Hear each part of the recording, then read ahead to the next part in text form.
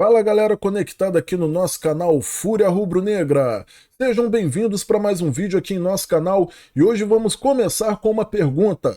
Vale a pena esperar Jorge Jesus até o final de maio? Deixa aqui nos comentários. Se você acha que sim, deixa aqui nos comentários. Se você acha que não, deixa também para a gente saber a sua opinião. E esse é um dos assuntos discutidos lá na Jovem Pan Esportes, falados com o Mauro César e os outros comentaristas lá da mesa. Mas antes, deixe o seu like e se inscreva em nosso canal. Sextou, tá começando o Bate Pronto aqui na Jovem Pan, no canal do YouTube Jovem Pan Esportes, pela rádio Jovem Pan. E a Flá Mimimi já avisou, só volta a comandar o programa quando Jorge Jesus for anunciado pelo Flamengo.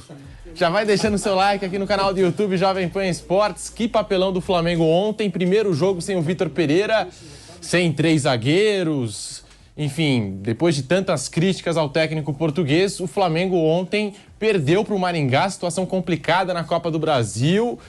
E aí, Mauro César Pereira, muito boa tarde para você. O que aconteceu com esse Flamengo ontem, Mauro? Boa tarde. Boa tarde, Pedro. Boa tarde a todos. Que coisa triste, né? Não que a sua presença aqui seja algo negativo, pelo contrário, você engrandece o programa, traz paz ao programa, né? Temos um clima muito mais racional, menos temperamental, mas seria muito interessante menos hoje, mimimi, ter o presidente da Flá Mimimi hoje aqui para ouvi-lo, né?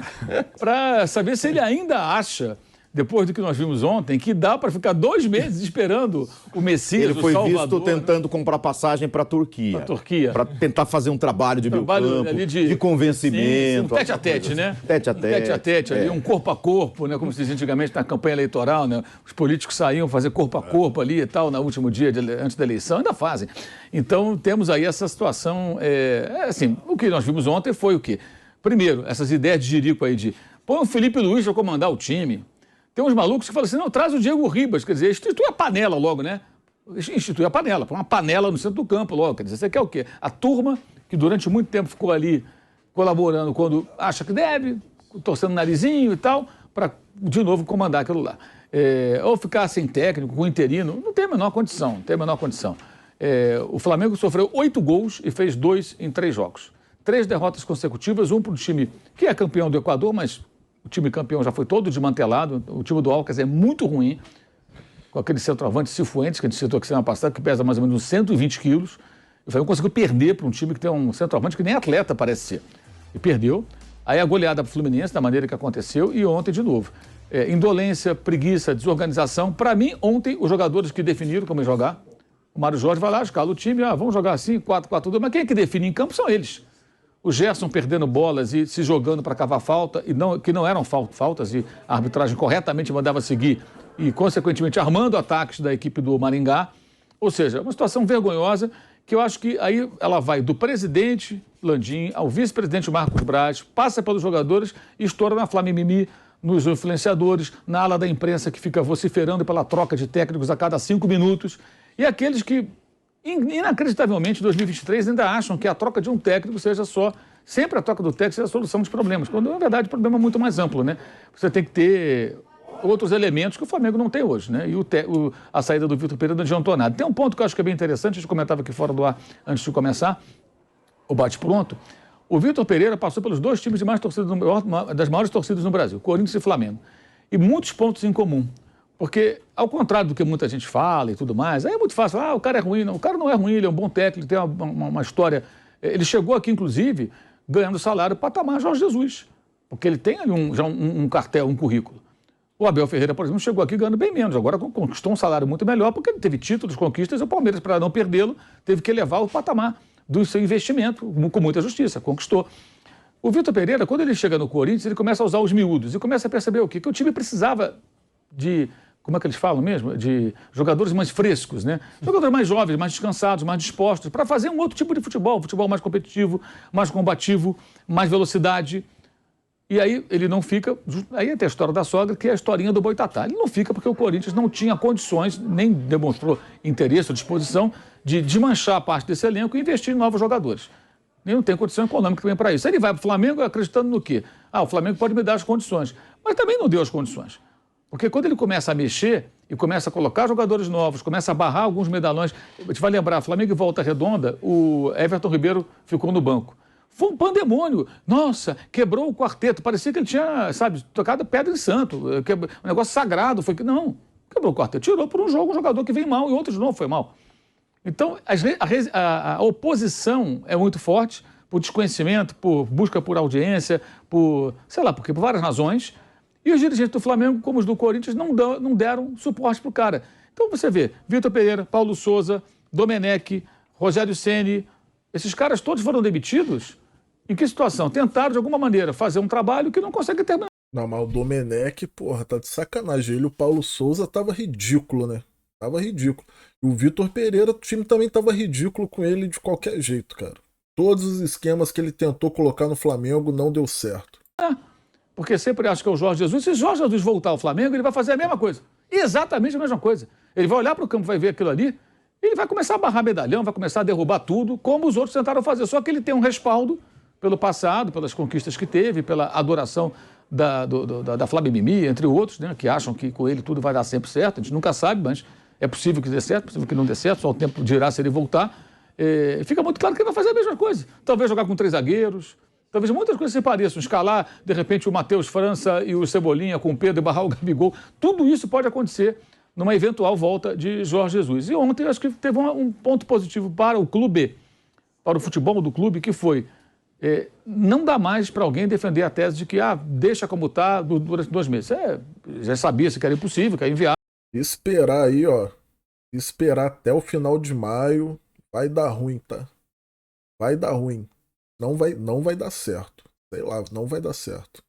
E agora acho que na prática está aprovado. A única maneira que eu vejo, como eu lhe falei aqui ontem, seria a contratação de um técnico tampão, mas que seja um profissional que tenha condições de entrar no vestiário e falar com os caras, que já tenha dirigido um time profissional, que já tenha dirigido um time de Série A e que fique ali durante esse período para conquistar pontos, classificar na Copa Libertadores, conseguir uma vitória sobre o Maringá que mantém o time na Copa do Brasil, e aí o Jesus chega e encontra a casa mais arrumada. Agora, quem... Mas a pergunta é, quem vai vir para ficar aí 1 mês e pouco aí? Quem que vai vir? Eu acho difícil alguém pegar. Eu acho difícil. Esse cara, estão dispostos a isso? Eu acho que não, estão completamente perdidos. Os dirigentes não sabem o que fazer. Começaram a semana essa informação. O Sampaoli era o nome, estavam decididos eu falei aqui, ouviu o não do Jesus e vai no Sampaoli. Estava claro isso. Essa informação, tá, gente? Essa era a posição do Flamengo. Ninguém vai falar isso porque, claro, não vão acusar o golpe. Mas a informação é essa. Eles iam ouvir o Jesus ia falar, não posso sair daqui agora e tal. E no São Paulo fechava e acabou. Mas a pressão é tão grande pelo Jesus que eles não têm coragem de levar adiante esse plano, que eles fizeram o quê? Já recuaram. Aí começam a admitir nos bastidores, não, de repente esperar, vamos tentar, vamos ver se dá para dar um jeito. Né? E lá na Turquia, ontem eu conversei bastante com um colega lá da imprensa turca, ele estava dizendo, cara, aqui as pessoas não morrem de amores por ele, não. Se ele for embora, a maior parte da torcida acho que não vai ligar muito, porque ele não tem essa história lá. Né? E o presidente do clube quer tê-lo e propôs uma renovação contratual por 2 temporadas, por quê também? Até por uma autodefesa. Ele contratou Jorge Jesus como um técnico conceituado, apresentou a torcida, e o Fenerbahçe, gente, não é campeão turco desde 2014. Não ganha a Copa da Turquia desde 2013. É muito tempo um time tão grande, né, num país que tem 3 times grandes. 2, na verdade, um quase grande. O Besiktas é uma terceira força, o Galatasaray é o outro grande junto com o Fenerbahçe. Então é um jejum de títulos, se apostou muito o Jorge Jesus, tem a chance ainda na Copa, no campeonato tem uma chance menor, é verdade, mas o time ainda está vivo na disputa, e ele quer, porque esse presidente é um cara milionário, tudo, e quer ser campeão, né, pelo seu clube.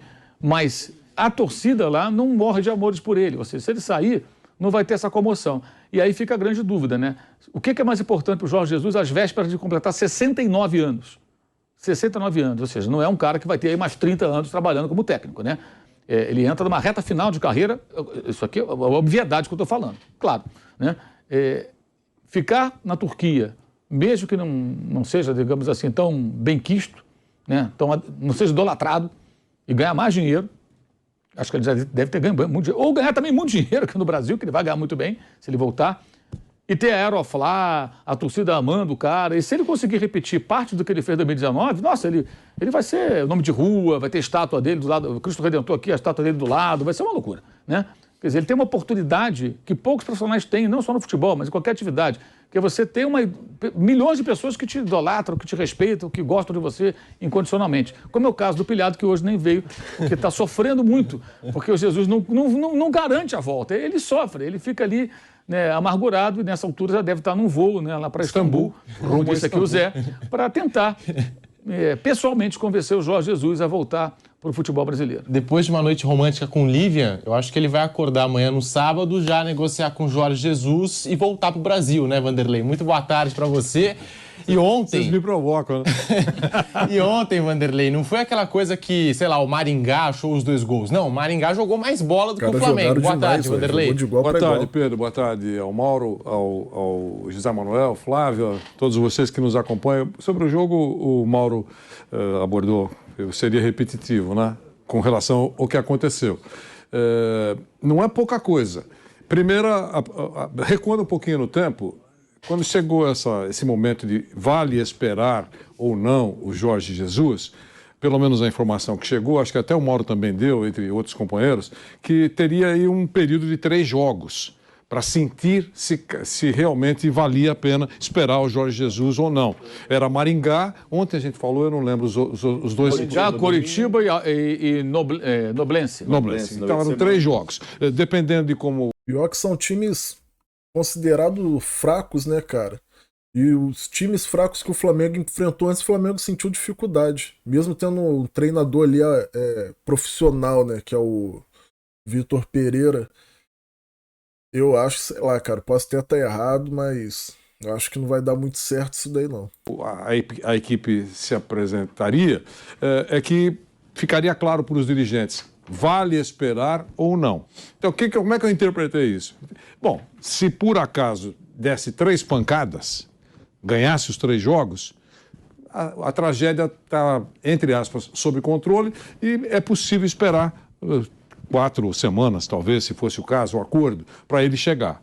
Foi isso que eu entendi, acho que todo mundo entendeu dessa maneira. Logo no primeiro testinho com respeito ao Maringá, entre aspas, tomou a pancada. Então, o primeiro discurso, que era a condição para esperar, já foi para o espaço. Né? Se era uma coisa pensada, planejada, já foi para o espaço. As 3 vitórias esperadas, no primeiro jogo já houve uma derrota, e não foi só uma derrota, não jogou nada. Foi péssima apresentação do Flamengo. Então, agora eu acho que outra coisa... fortalece nas últimas horas a notícia, né? E aí você vai montando o quebra-cabeça que pode se concretizar ou não.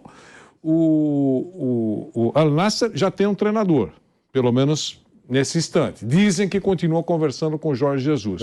Mas esse papo ontem... anunciando, o clube já anunciou um treinador, decidimos optar por ele, ele já dirigiu o treino do Cristiano Ronaldo, essa coisa toda. Se é, digamos assim, apenas um detalhe, e eles continuam conversando com o Jorge Jesus ou não, eu não sei.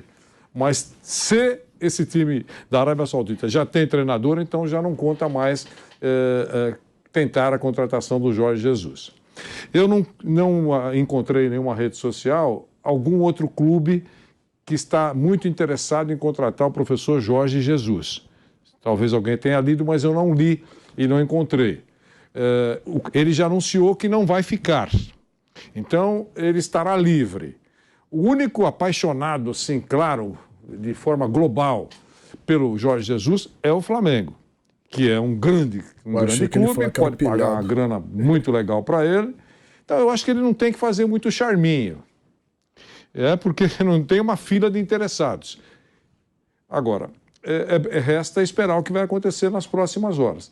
Fica muito claro isso. Qualquer outro treinador que chegar, até o Sampaoli, que é um treinador competente, vai chegar, eu acho que parte da torcida vai até gostar, porque é um treinador importante e tal, mas não será unanimidade no grau que a gente está vendo com relação ao Jorge Jesus. Quer dizer, o fantasma vai continuar pentelhando o trabalho do treinador. Como a gente sabe que Cartola adora ter uma blindagem como treinador, está aí o São Paulo, que tem Rogério Ceni, né? E a gente pode citar outras... Vou encerrar por aqui, galera. Se vocês gostaram desse vídeo aí, deixa o seu like, deixa aí nos comentários, reforçando aqui a pergunta para vocês. Vale a pena esperar Jorge Jesus até o final de maio aqui no Flamengo? Para chegar aqui no Flamengo? Se vocês acham que sim, se vocês acham que não, deixa aqui nos comentários para a gente saber a opinião de vocês. E é isso aí. Até o próximo vídeo. Saudações rubro-negras!